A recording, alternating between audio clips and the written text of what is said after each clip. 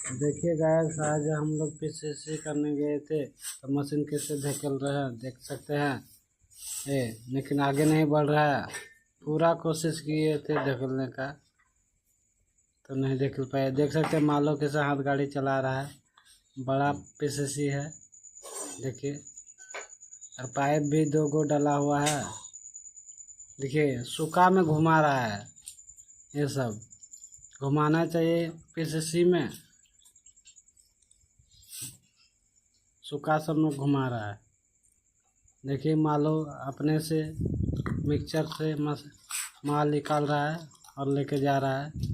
बड़ा बिल्डिंग है, प्लास्टर हो रहा है, सब चीज़ मतलब सब चीज़ का काम हो रहा है पूरा टोटल। देखिए मालो अभी जा रहा है लेके। मिक्सचर अपने आप घूम रहा है, कोई नहीं है। अपने से माल लो, अपने से लेके जाओ। देखिए